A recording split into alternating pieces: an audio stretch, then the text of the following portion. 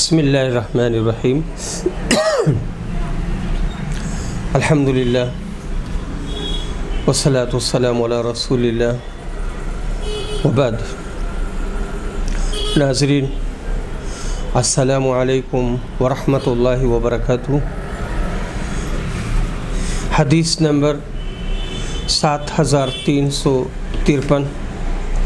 عبید بن عمیر روایت کرتے ہیں کہ ابو موسیٰ اشعری نے عمر سے ملنے کی اجازت چاہی اور یہ دیکھ کر کہ حضرت عمر مشغول ہیں آپ جلدی سے واپس چلے گئے۔ پھر عمر نے کہا کہ کیا میں نے ابھی عبداللہ بن قیس کی آواز نہیں سنی تھی؟ عبداللہ بن قیس وہی ابو موسیٰ اشعری ہیں، انہیں بلا لو۔ چنانچہ انہیں بلایا گیا تو عمر نے پوچھا کہ ایسا کیوں کیا کہ جلدی واپس چلے گئے؟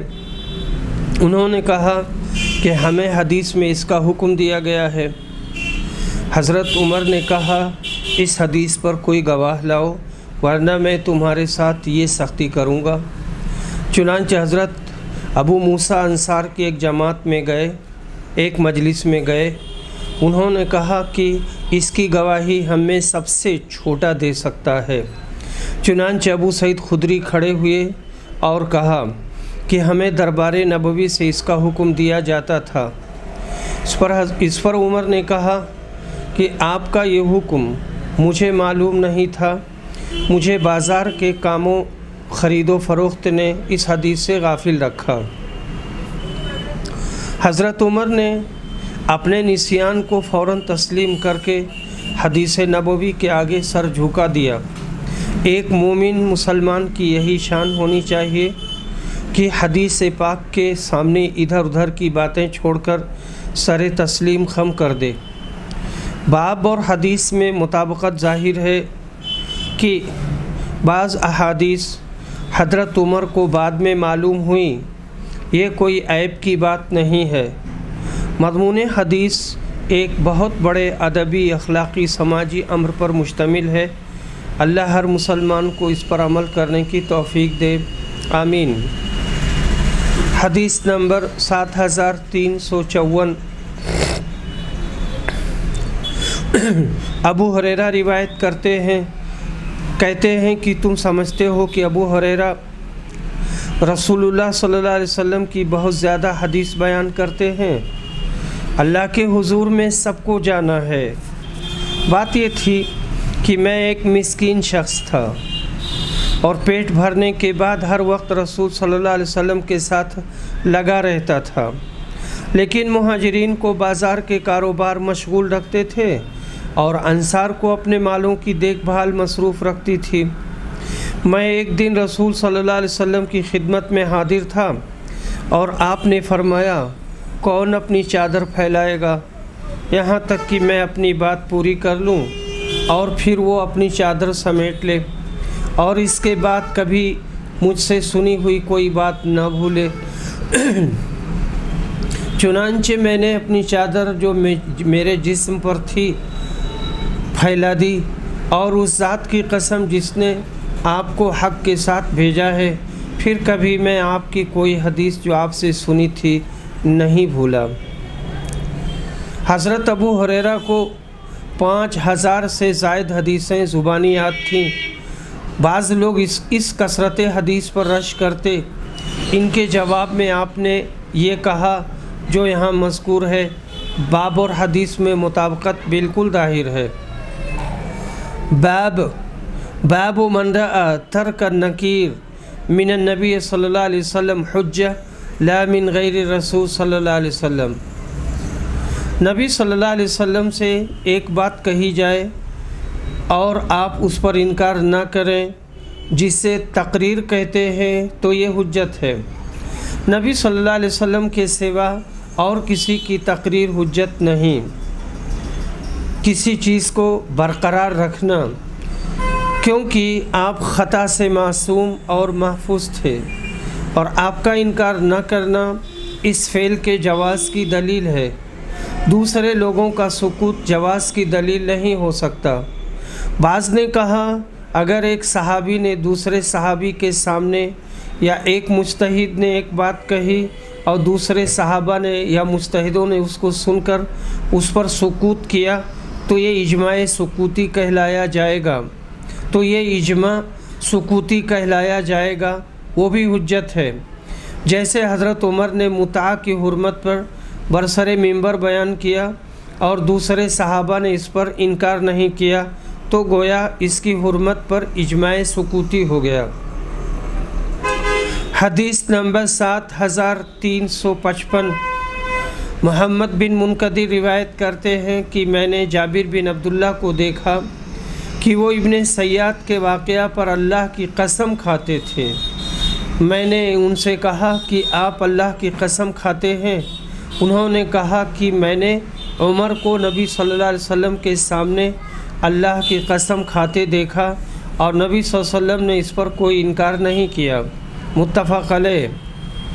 اگر ابن سیاد دجال نہ ہوتا تو آپ ضرور حضرت عمر کو اس پر قسم کھانے سے منع فرماتے۔ یہاں یہ اشکال ہوتا ہے کہ اوپر کتاب الجنائز میں گزر چکا ہے کہ حضرت عمر نے اس کی گردن مارنا چاہی، تو آپ نے فرمایا اگر وہ دجال ہے تب تو اس کی گردن نہ مار سکے گا، اگر دجال نہیں ہے تو اس کا مارنا تیرے حق میں بہتر نہ ہوگا۔ اس سے معلوم ہوتا ہے کہ خود نبی صلی اللہ علیہ وسلم کو اس کے دجال ہونے میں شبہ تھا، پھر حضرت عمر کے قسم کھانے پر آپ نے انکار کیوں نہیں کیا؟ اس کا جواب یہ ہے کہ شاید پہلے نبی صلی اللہ علیہ وسلم کو اس کے دجال ہونے میں شبہ ہو، پھر حضرت عمر نے قسم کھائی، اس وقت معلوم ہو گیا کہ وہی دجال ہے۔ ابو داؤد نے ابن عمر سے نکالا، وہ قسم کھاتے تھے اور کہتے تھے بے شک ابن سیاد ہی مسیح دجال ہے، اور ممکن ہے کہ نبی صلی اللہ علیہ وسلم نے حضرت عمر پر اس لیے انکار نہ کیا ہو کہ ابن سیاد بھی ان 30 دجالوں میں کا ایک دجال ہو جس کے نکلنے کا ذکر دوسری حدیث میں ہے۔ اس معنی کی روح سے اس کا دجال ہونا یقینی ہوا، اور مسلم نے تمیم داری کا قصہ نکالا کہ انہوں نے دجال کو ایک جزیرے میں دیکھا اور نبی صلی اللہ علیہ وسلم سے یہ قصہ روایت کیا اور آپ سے بتایا، اور مسلم نے ابو سعید سے نکالا کہ ابن سیاد کا اور میرا مکہ تک ساتھ ہوا۔ وہ کہنے لگا لوگوں کو کیا ہو گیا ہے، مجھ کو دجال سمجھتے ہیں؟ کیا تم نے نبی کریم صلی اللہ علیہ وسلم سے یہ نہیں سنا کہ دجال مکہ اور مدینہ میں نہیں جائے گا؟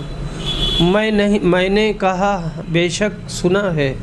کیا تم نے نبی صلی اللہ علیہ وسلم سے یہ نہیں سنا کہ اس کی اولاد نہ ہوگی؟ میں نے کہا بے شک سنا ہے۔ ابن سیاد نے کہا میری تو اولاد بھی ہے اور میں مدینہ میں پیدا ہوا، اب مکہ میں جا رہا ہوں۔ اور ابو داؤد نے حضرت جابر سے روایت کیا کہ ابن سیاد واقع حرہ میں گم ہو گیا۔ بعض نے کہا کہ وہ مدینہ میں مرا اور لوگوں نے اس پر نماز پڑھی۔ ایک روایت میں ہے کہ ابن سیاد نے کہا البتہ یہ تو ہے کہ میں دجال کو پہچانتا ہوں اور اس کے پیدا ہونے کی جگہ جانتا ہوں، یہ بھی جانتا ہوں اب وہ جہاں ہے۔ یہ سنتے ہی ابو سعید خدری نے کہا ارے کمبخت، تیری تباہی ہو سارے دن، یعنی تو نے پھر شبہ ڈال دیا۔ ایک روایت میں عبدالرزاق کے بسند صحیح ابن عمر سے یوں ہے کہ ابن سیاد کی ایک آنکھ پھول گئی تھی۔ میں نے اس سے پوچھا تیری آنکھ کب سے پھولی؟ اس نے کہا میں نہیں جانتا۔ میں نے کہا تو جھوٹا ہے، آنکھ تیرے سر میں ہے اور تو کہتا ہے میں نہیں جانتا۔ یہ سن کر اس نے اپنی آنکھ پر ہاتھ پھیرا اور 3 بار گدھے کی سی آواز نکالی۔ میں نے اس کا ذکر ام المومنین حفصہ سے کیا۔ انہوں نے کہا تو اس سے بچا رہ، کیونکہ میں نے لوگوں سے یہ کہتے سنا ہے کہ دجال کو غصہ دلایا جائے گا، اس وقت وہ نکل پڑے گا۔ پھر صحابہ کو اس میں شبہ ہی رہا کہ ابن سیاد دجال ہے یا نہیں۔ امام احمد نے ابو ذر سے روایت کیا ہے اگر میں 10 بار یہ قسم کھاؤں کہ ابن سیاد دجال ہے تو یہ اس سے بہتر ہے کہ میں ایک بار قسم کھاؤں کہ وہ دجال نہیں ہے۔ ابن سیاد بھی ایک قسم کا دجال تھا، مگر دجال موعود وہ ہے جو قیامت کے قریب ظاہر ہوگا، اور یہ وہ دجال نہیں ہے جس کے بارے میں نبی صلی اللہ علیہ وسلم نے فرمایا ہے۔ باب الاحکام التی تعرف بالدلائل وکیف معنی الدلالہ وتفسیرها۔ دلائل شرعیہ سے احکام کا نکالنا، دلائل شرعیہ سے احکام کا نکالا جانا اور دلالت کے معنی اور اس کی تفسیر کیا ہوگی۔ رسول صلی اللہ علیہ وسلم نے گھوڑے وغیرہ کے احکام بیان کیے، پھر آپ سے گدھوں کے متعلق پوچھا گیا تو آپ نے یہ آیت بیان فرمائی، جو ایک ذرہ برابر بھی بھلائی کرے گا وہ اسے دیکھ لے گا۔ اور نبی صلی اللہ علیہ وسلم سے ساہنہ کے بارے میں پوچھا گیا تو آپ نے فرمایا، میں خود اسے نہیں کھاتا اور دوسروں کے لیے اسے حرام بھی نہیں قرار دیتا۔ اور آپ کے دسترخوان پر ساہنہ یعنی سانڈا رکھا گیا، اور اس سے ابن عباس نے استدلال کیا کہ وہ حرام نہیں ہے، یہ بھی دلالت کی مثال ہے۔ یہ حدیث آگے آ رہی ہے۔ دلائل شرعیہ یعنی اصول شرع وہ ہیں، اصول شرع وہ دو ہیں، قرآن اور حدیث، اور بعض نے اجماع اور قیاس کو بھی بڑھایا ہے، لیکن امام الحرمین اور غزالی نے قیاس کو خارج کیا ہے، اور سچ یہ ہے کہ قیاس کوئی حجت شرعی نہیں ہے، یعنی حجت ملزمہ اس کے لیے کہ ایک مجتہد کا قیاس دوسرے مجتہد کو کافی نہیں ہے، تو حجت ملزمہ دو ہی چیزیں ہوئیں، کتاب اور سنت۔ البتہ قیاس حجت مظہرہ ہے، یعنی ہر مجتہد جس مسئلہ میں کوئی نص کتاب اور سنت سے نہ پائے تو اپنے قیاس پر عمل کر سکتا ہے۔ البتہ اجماع حجت ملزمہ ہو سکتا ہے، بشرطے کہ اجماع ہو۔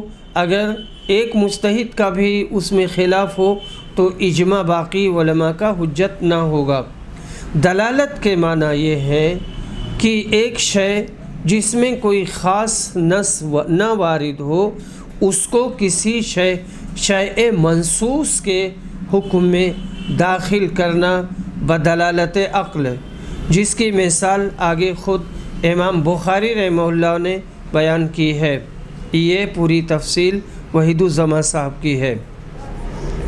حدیث نمبر 7356، ابو ہریرہ روایت کرتے ہیں کہ رسول صلی اللہ علیہ وسلم نے فرمایا، گھوڑے 3 طرح کے لوگوں کے لیے ہیں، ایک شخص کے لیے ان کا رکھنا کار ثواب ہے، دوسرے کے لیے برابر نہ عذاب نہ ثواب، اور تیسرے کے لیے وبال جان ہے جس کے لیے وہ اجر ہیں۔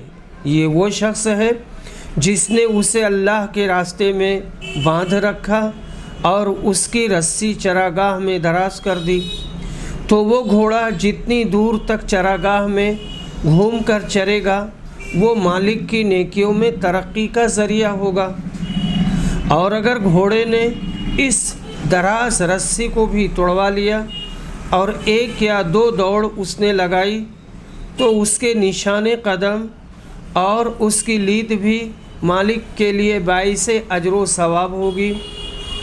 اور اگر گھوڑا کسی نہر سے گزرا اور اس نے نہر کا پانی پی لیا، مالک نے اسے پلانے کا کوئی ارادہ بھی نہیں کیا تھا، تب بھی مالک کے لیے یہ اجر کا باعث ہوگا، اور ایسا گھوڑا اپنے مالک کے لیے ثواب ہوتا ہے۔ اور دوسرا شخص برابر والا وہ ہے جو گھوڑے کو اظہار بے نیازی یا اپنے بچاؤ کی غرض سے باندھتا ہے اور اس کی پشت اور گردن پر اللہ کے حق کو نہیں بھولتا، تو یہ گھوڑا اس کے لیے نہ عذاب ہے نہ ثواب۔ اور تیسرا وہ شخص ہے جو گھوڑے کو فخر اور ریا کے لیے باندھتا ہے تو یہ اس کے لیے وبال جان ہے۔ اور رسول صلی اللہ علیہ وسلم سے گدھوں کے متعلق پوچھا گیا تو آپ نے فرمایا اللہ تعالیٰ نے اس سلسلے میں مجھ پر اس جامع اور نادر آیت کے سوا اور کچھ نازل نہیں فرمائی ہے، پس جو کوئی ایک ذرہ برابر بھی بھلائی کرے گا وہ اسے دیکھ لے گا، اور جو کوئی ایک ذرہ برابر بھی برائی کرے گا وہ اسے دیکھ لے گا۔ گدھے پال کر ان سے اپنا کام لینا اور بوجھ وغیرہ اٹھانے کے لیے کسی کو بطور امداد اپنا گدھا دے دینا تو اس میں کوئی حرج نہیں ہے اور کافی اچھا کام ہے۔ فَمَن يَعْمَلْ مِثْقَالَ ذَرَّةٍ خَيْرًا يَرَهُ کے تحت یہ باعث خیر ہوگا، باعث ثواب ہوگا۔ نبی کریم صلی اللہ علیہ وسلم نے امر خیر پر اس آیت کو بطور دلیل عام پیش فرمایا۔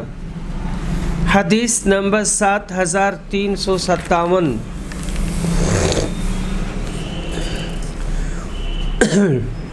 عائشہ رضی اللہ عنہا روایت کرتی ہیں کہ ایک عورت نے رسول صلی اللہ علیہ وسلم سے حیض کے متعلق پوچھا کہ اس سے غسل کس طرح کیا جائے۔ آپ نے فرمایا مشک لگا ہوا ایک کپڑا لے کر اس سے پاکی حاصل کر۔ اس عورت نے پوچھا اے اللہ کے رسول، میں اس سے پاکی کس طرح حاصل کروں گی؟ آپ نے فرمایا اس سے پاکی حاصل کر۔ انہوں نے پھر پوچھا کہ کس طرح پاکی حاصل کروں؟ آپ نے پھر وہی جواب دیا اس سے پاکی حاصل کرو۔ عائشہ نے بیان کیا کہ میں آپ کا منشا سمجھ گئی اور اس عورت کو میں نے اپنی طرف کھینچ لیا اور انہیں طریقہ بتایا کہ پاکی سے آپ کا مطلب یہ ہے کہ اس کپڑے کو خون کے مقاموں پر پھیرو کہ خون کی بدبو رفع ہو جائے۔ ترجمہ باب اس سے نکلتا ہے کہ حضرت عائشہ بدلالت عقل سمجھ گئیں کہ کپڑے سے وضو تو نہیں ہو سکتا، تو لفظ توضا اس سے آپ کی مراد یہی ہے کہ اس کو بدن پر پھیر کر پاکی حاصل کرو۔ حدیث نمبر 7358۔ ابن عباس روایت کرتے ہیں کہ ام حفید بنت حارث بن حزن نے رسول اللہ صلی اللہ علیہ وسلم کو گھی، پنیر اور بھنا ہوا سانڈا ہدیہ میں بھیجا۔ نبی صلی اللہ علیہ وسلم نے یہ چیزیں قبول فرما لی اور آپ کے دسترخوان پر انہیں کھایا گیا، لیکن نبی صلی اللہ علیہ وسلم نے اس سانڈے کو ہاتھ نہیں لگایا جیسے آپ کو پسند نہ ہو، اور اگر وہ حرام ہوتا تو آپ کے دسترخوان پر نہ کھایا جاتا اور نہ آپ کھانے کے لیے کہتے۔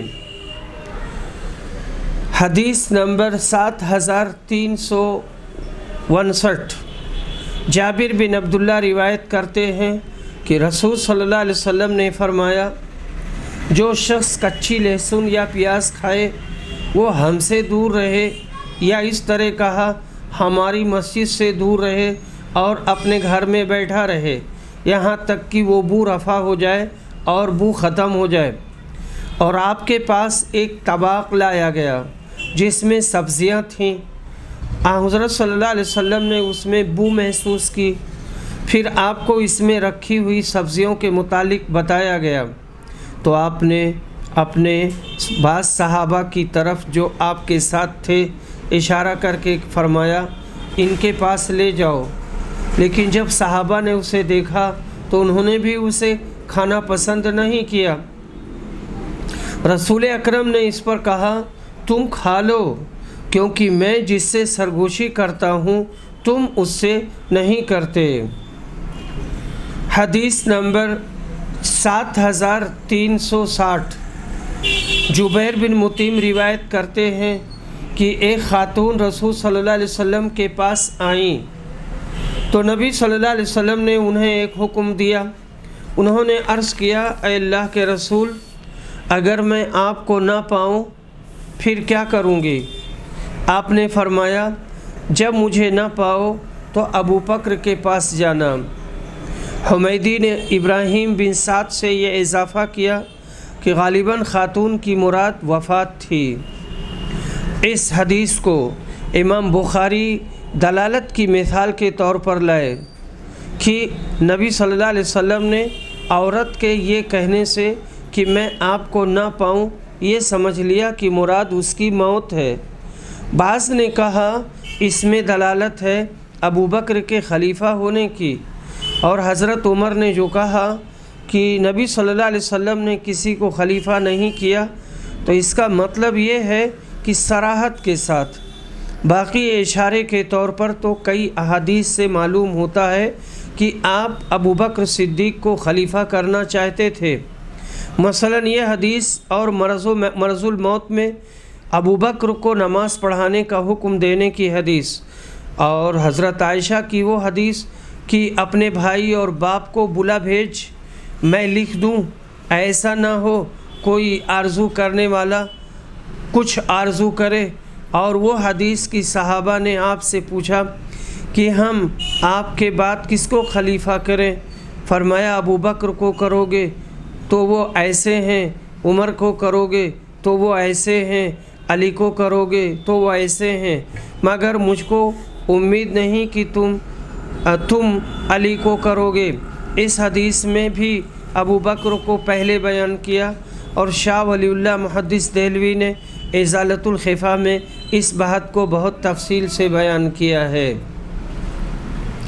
باب قول نبی صلی اللہ علیہ وسلم لا تسألوا اہل الکتاب عن شیء، نبی صلی اللہ علیہ وسلم کا فرمان اہل کتاب سے دین کی کوئی بات نہ پوچھو۔ حدیث نمبر 7361، معاویہ روایت کرتے ہیں کہ کعب احبار کا ذکر کیا۔ معاویہ نے کعب احبار کا ذکر کیا اور فرمایا جتنے لوگ اہل کتاب سے احادیث نقل کرتے ہیں ان سب میں کعب احبار بہت سچے تھے، اور باوجود اس کے کبھی کبھی ان کی بات جھوٹ نکلتی تھی۔ یہ مطلب نہیں ہے کہ کعب احبار جھوٹ بولتے تھے۔ کعب احبار یہود کے بڑے عالم تھے جو حضرت عمر کی خلافت میں مسلمان ہو گئے تھے۔ حدیث نمبر 7362، ابو ہریرہ روایت کرتے ہیں کہ اہل کتاب تورات عبرانی زبان میں پڑھتے تھے اور اس کی تفسیر مسلمانوں کے لیے عربی میں کرتے تھے، تو رسول صلی اللہ علیہ وسلم نے فرمایا اہل کتاب کی نہ تصدیق کرو اور نہ ان کی تکذیب، اور کہو ہم ایمان لائے اللہ پر اور اس پر جو ہم پر نازل ہوا اور جو ہم سے پہلے تم پر نازل ہوا۔ حدیث نمبر 7363، عبداللہ بن عباس روایت کرتے ہیں کہ تم اہل کتاب سے کسی چیز کے بارے میں کیوں پوچھتے ہو جبکہ تمہاری کتاب جو رسول پر نازل ہوئی وہ ابھی تازہ ہے، موجود ہے اور محفوظ بھی، اور تمہیں اس نے بتا بھی دیا ہے کہ اہل کتاب نے اپنا دین بدل ڈالا اور اللہ کی کتاب میں تبدیلی کی اور اسے اپنے ہاتھ سے از خود بنا کر لکھا اور کہا کہ یہ اللہ کی طرف سے ہے تاکہ اس کے ذریعہ دنیا کا تھوڑا سا مال کما لے۔ تمہارے پاس قرآن اور حدیث کا جو علم ہے وہ تمہیں ان سے پوچھنے سے منع کرتا ہے، واللہ میں تو نہیں دیکھتا کہ اگر کہ اہل کتاب میں سے کوئی تم سے اس کے بارے میں پوچھتا ہو جو تم پر نازل کیا گیا ہو۔ تمہارے پاس اللہ کا سچا کلام قرآن موجود ہے، اس کی شرح حدیث تمہارے پاس ہے، پھر بڑے شرم کی بات ہے کہ تم ان سے پوچھو۔ بہت سے علماء نے اس حدیث کی روح سے تورات اور انجیل اور اگلی آسمانی کتابوں کا مطالعہ کرنا بھی مکروہ رکھا ہے، کیونکہ ان میں تحریف اور تبدیلی ہوئی۔ ایسا نہ ہو ضعیف الایمان لوگوں کا اعتقاد بگڑ جائے، لیکن جس شخص کو یہ ڈر نہ ہو اور وہ اہل کتاب سے مباحثہ کرنا چاہے اور اسلام پر جو اعتراضات وہ کرتے ہیں ان کا جواب دینا ہو، تو تو اس کے لیے مکروہ نہیں ہے بلکہ اجر ہے۔ باب نہی نبی صلی اللہ علیہ وسلم علی التحریم الا ما تعرف اباحتہ، نبی کریم صلی اللہ علیہ وسلم کسی چیز سے لوگوں کو منع کریں تو وہ حرام ہوگا مگر یہ کہ اس کی اباحت دلائل سے معلوم ہو جائے۔ اسی طرح آپ جس کام کا حکم کریں، مثلا جب لوگ حج سے فارغ ہو گئے تو نبی صلی اللہ علیہ وسلم کا یہ ارشاد، اپنی بیویوں کے پاس جاؤ، اسیبوا من النساء، یعنی اپنی بیویوں کے پاس جاؤ اور ان سے جمع کرو۔ جابر نے کہا کہ صحابہ پر آپ نے اس کا کرنا ضروری نہیں قرار دیا بلکہ صرف اسے حلال کیا تھا۔ عطیہ نے کہا کہ ہمیں جنازے کے ساتھ چلنے سے منع کیا گیا ہے لیکن حرام نہیں ہوا، حالانکہ یہ چیز حرام تھی اپنی خواتین کے لیے تو یہ ایک دم سخت منع تھی، یہ اپنی سوچ سے انہوں نے یہ بات کہی تھی۔ حضرت جابر کے اس اثر کو اسماعیلی نے موصولاً روایت کیا ہے۔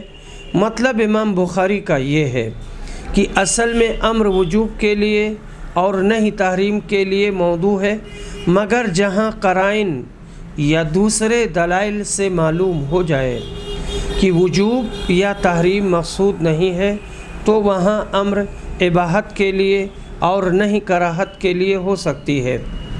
حدیث ذیل سے باب کی مطابقت ظاہر ہے کہ عورتوں سے صحبت کرنے کا جو حکم آپ نے دیا تھا وہ وجوب کے لیے نہیں تھا۔ قرآن میں بھی ایسے امر موجود ہیں جیسے وَإِذَا حَلَلْتُمْ فَاصْطَادُوا، جب تم احرام کھول ڈالو تو شکار کرو، حالانکہ شکار کرنا کچھ واجب نہیں ہے۔ حدیث نمبر 7364، جابر بن عبداللہ روایت کرتے ہیں اس وقت اور لوگ بھی ان کے ساتھ تھے، انہوں نے بیان کیا کہ رسول صلی اللہ علیہ وسلم کے صحابہ نے آپ کے ساتھ خالص حج کا احرام باندھا اور اس کے ساتھ عمرے کا نہیں باندھا۔ عطا کہتے ہیں کہ جابر نے کہا کہ پھر نبی صلی اللہ علیہ وسلم 4 ذی الحجہ کی صبح کو آئے اور جب ہم بھی حاضر ہوئے تو آپ نے ہمیں حکم دیا کہ ہم حلال ہو جائیں، اور آپ نے فرمایا حلال ہو جاؤ اور اپنی بیویوں کے پاس جاؤ۔ عطا نے کہا اور ان سے جابر نے کہ ان پر یہ ضروری نہیں قرار دیا بلکہ صرف حلال کیا۔ پھر نبی صلی اللہ علیہ وسلم کو معلوم ہوا کہ ہم میں یہ بات ہو رہی ہے کہ عرفہ پہنچنے میں صرف 5 دن رہ گئے ہیں، اور پھر بھی نبی صلی اللہ علیہ وسلم نے ہمیں اپنی عورتوں کے پاس جانے کا حکم دیا ہے۔ کیا ہم عرفات اس حالت میں جائیں کہ مزی یا منی ہمارے ذکر سے ٹپک رہی ہو؟ عطا نے کہا کہ جابر نے اپنے ہاتھ سے اشارہ کیا کہ اس طرح مزی ٹپک رہی ہو، اس کو ہلایا۔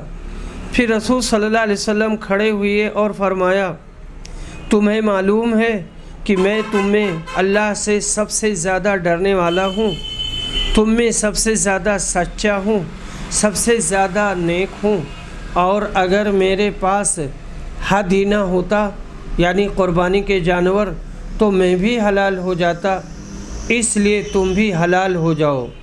اگر مجھے وہ بات پہلے سے معلوم ہو جاتی جو بعد میں معلوم ہوئی تو میں قربانی کا جانور ساتھ نہ لاتا۔ چنانچہ ہم حلال ہو گئے اور ہم نے آپ صلی اللہ علیہ وسلم کی بات سنی اور آپ کی اطاعت کی۔ حدیث نمبر 7365، عبداللہ بن مغفل مزنی روایت کرتے ہیں ان سے نبی صلی اللہ علیہ وسلم سے آپ نے فرمایا، مغرب کی نماز سے پہلے بھی نماز پڑھو، اور تیسری مرتبہ میں فرمایا جس کا جی چاہے، کیونکہ آپ پسند نہیں کرتے تھے کہ اسے لوگ لازمی سنت بنا لیں۔ اس حدیث سے بھی معلوم ہوا کہ اصل میں امر وجوب کے لیے ہے، جب تو آپ نے تیسری بار لمن شاء فرما کر یہ وجوب رفع کر دیا۔ باب و کراہیت الاختلاف، احکام شرع میں جھگڑا کرنے کی کراہیت کا بیان۔ حدیث نمبر 7366، جندب بن عبداللہ روایت کرتے ہیں کہ رسول صلی اللہ علیہ وسلم نے فرمایا، جب تک تمہارے دل ملے رہیں قرآن پڑھو، اور جب تم میں اختلاف ہو جائے تو اس سے دور ہو جاؤ۔ ابو عبداللہ امام بخاری نے کہا، عبد الرحمن نے سلام سے سنا ہے، یعنی جب کوئی شبہ درپیش ہو اور جھگڑا پڑے تو اختلاف نہ کرو، بلکہ اس وقت قرات ختم کر کے علیحدہ ہو جاؤ۔ مراد آپ صلی اللہ علیہ وسلم کی جھگڑے سے ڈرانا ہے، نہ کہ قرات سے منع کرنا، کیونکہ نفس قرات منع نہیں ہے۔ حدیث نمبر 7367، جندب بن عبداللہ بجلی روایت کرتے ہیں کہ رسول صلی اللہ علیہ وسلم نے فرمایا، جب تک تمہارے دلوں میں اتحاد و اتفاق ہو قرآن پڑھو، اور جب اختلاف ہو جائے تو اس سے دور ہو جاؤ۔ حدیث نمبر 7368، ابن عباس روایت کرتے ہیں کہ جب نبی صلی اللہ علیہ وسلم کی وفات کا وقت قریب آیا تو گھر میں بہت سے صحابہ موجود تھے، جن میں عمر بن خطاب بھی تھے۔ اس وقت آپ نے فرمایا، آؤ میں تمہارے لیے ایک ایسا مکتوب لکھ دوں کہ اس کے بعد تم کبھی گمراہ نہ ہوگے۔ عمر نے کہا، آپ تکلیف میں مبتلا ہیں، تمہارے پاس اللہ کی کتاب ہے اور یہی تمہارے لیے کافی ہے۔ گھر کے لوگوں میں بھی اختلاف ہو گیا اور آپس میں بحث کرنے لگے۔ ان میں سے بعض نے کہا کہ حضرت صلی اللہ علیہ وسلم کے قریب لکھنے کا سامان کر دو، وہ تمہارے لیے ایسی چیز لکھ دیں گے کہ اس کے بعد تم گمراہ نہیں ہوگے۔ اور بعض نے وہی بات کہی جو عمر کہہ چکے تھے۔ جب نبی صلی اللہ علیہ وسلم کے پاس لوگ اختلاف و بحث زیادہ کرنے لگے تو آپ نے فرمایا، میرے پاس سے ہٹ جاؤ۔ عبید اللہ نے بیان کیا کہ ابن عباس کہا کرتے تھے کہ سب سے بھاری مصیبت تو وہ تھے جو رسول صلی اللہ علیہ وسلم اور اس نوشت لکھوانے کے درمیان حائل ہوئے، یعنی جھگڑا اور شور۔ نبی صلی اللہ علیہ وسلم نے اس جھگڑے اور شور اور اختلاف کو دیکھ کر اپنا ارادہ بدل دیا، جو عین منشائے الہی کے تحت ہوا۔ بعد میں آپ کافی وقت تک باہوش رہے، مگر یہ خیال مقرر ظاہر نہیں فرمایا۔ بعد میں امر خلافت میں جو کچھ ہوا وہ عین اللہ و رسول کی منشا کے مطابق ہوا۔ حضرت عمر کا بھی یہی مطلب تھا۔ حدیث اور باب میں وجہ مناسبت یہ ہے کہ نبی صلی اللہ علیہ وسلم نے اختلاف باہمی کو پسند نہیں کیا۔ باب قول اللہ وَأَمْرُهُمْ شُورَى بَيْنَهُمْ، اللہ تعالیٰ کے اس فرمان کا بیان، مسلمانوں کا کام آپس کے صلاح اور مشورے سے چلتا ہے۔ اور فرمایا، وَشَاوِرْهُمْ فِي الْأَمْرِ، اے پیغمبر ان سے کاموں میں مشورہ لے لو۔ اور یہ بھی بیان ہے کہ مشورہ ایک کام کا مصمم عزم اور اس کے بیان کر دینے سے پہلے لینا چاہیے، جیسا کہ فرمایا، جب ایک بات ٹھہرا لے صلاح و مشورے کے بعد تو اللہ پر بھروسہ کرو اور اسے کر گزرو۔ پھر جب نبی صلی اللہ علیہ وسلم مشورے کے بعد ایک کام ٹھہرا لیں، اب کسی آدمی کو اللہ اور اس کے رسول سے آگے بڑھنا درست نہیں، یعنی دوسری رائے دینا اور اپنانا۔ اور نبی صلی اللہ علیہ وسلم نے جنگ احد میں اپنے اصحاب سے مشورہ کیا، مدینے ہی میں رہ کر لڑیں اور یا باہر نکل کر۔ جب آپ نے زرہ پہن لی اور باہر نکل کر لڑنا ٹھہرا لیا، اب بعض لوگ کہنے لگے مدینے ہی میں رہنا اچھا ہے۔ آپ نے ان کے قول کی طرف التفات نہیں کیا، کیونکہ مشورے کے بعد آپ ایک بات طے کر چکے تھے اور اسے ٹھہرا چکے تھے۔ آپ نے فرمایا جب پیغمبر لڑائی پر مستعد ہو کر اپنی زرہ پہن لے یعنی ہتھیار وغیرہ باندھ کر لیس ہو جائے، اب بغیر اللہ کے حکم کے اس کو اتار نہیں سکتا۔ اس حدیث کو طبرانی نے ابن عباس سے موصولاً روایت کیا ہے، اور نبی صلی اللہ علیہ وسلم نے علی اور اسامہ بن زید سے عائشہ پر جو بہتان لگایا گیا تھا اس مقدمہ میں مشورہ کیا اور ان کی رائے سنی، یہاں تک کہ قرآن اترا اور آپ نے تہمت لگانے والوں کو کوڑے مارے، اور علی اور اسامہ میں جو اختلاف رائے تھا اس پر کچھ التفات نہیں کیا، بلکہ آپ نے اللہ کے ارشاد کے موافق حکم دیا۔ اور نبی صلی اللہ علیہ وسلم کی وفات کے بعد جتنے امام اور خلیفہ ہوئے وہ ایماندار لوگوں اور عالموں سے مباح کاموں میں مشورہ لیا کرتے تھے تاکہ جو کام آسان ہو اسے اختیار کریں۔ پھر جب ان کو قرآن اور حدیث کا حکم مل جاتا تو اس کے خلاف کسی کی نہ سنتے، کیونکہ نبی کریم صلی اللہ علیہ وسلم کی پیروی سب پر مقدم ہے۔ اور ابو بکر رضی اللہ عنہ نے ان لوگوں سے جو زکوٰۃ نہیں دیتے تھے، ابو بکر رضی اللہ عنہ نے ان لوگوں سے جو زکوٰۃ روک لیے تھے لڑنا مناسب سمجھا، تو عمر نے کہا تم ان لوگوں سے کیسے لڑو گے، جبکہ نبی صلی اللہ علیہ وسلم نے تو یہ فرمایا ہے مجھ کو لوگوں سے لڑنے کا حکم ہوا یہاں تک کہ وہ لا الہ الا اللہ کہیں۔ جب انہوں نے لا الہ الا اللہ کہہ لیا تو اپنی جانوں اور مالوں کو مجھ سے بچا لیا۔ ابو بکر نے یہ جواب دیا میں تو ان لوگوں سے ضرور لڑوں گا جو ان فرضوں کو جدا کریں جن کو رسول صلی اللہ علیہ وسلم نے یکساں رکھا، برابر رکھا۔ اس کے بعد عمر کی وہی رائے ہو گئی، غرض ابو بکر نے عمر کے مشورے پر کچھ التفات نہ کیا، توجہ نہیں کی، کیونکہ ان کے پاس نبی صلی اللہ علیہ وسلم کا حکم موجود تھا کہ جو لوگ نماز اور زکوٰۃ میں فرق کریں، دین کے احکام اور ارکان کو بدل ڈالیں، ان سے لڑنا چاہیے، وہ کافر ہو گئے۔ اور نبی صلی اللہ علیہ وسلم نے فرمایا جو شخص اپنا دین بدل ڈالے، اسلام سے پھر جائے، اسے مار ڈالو۔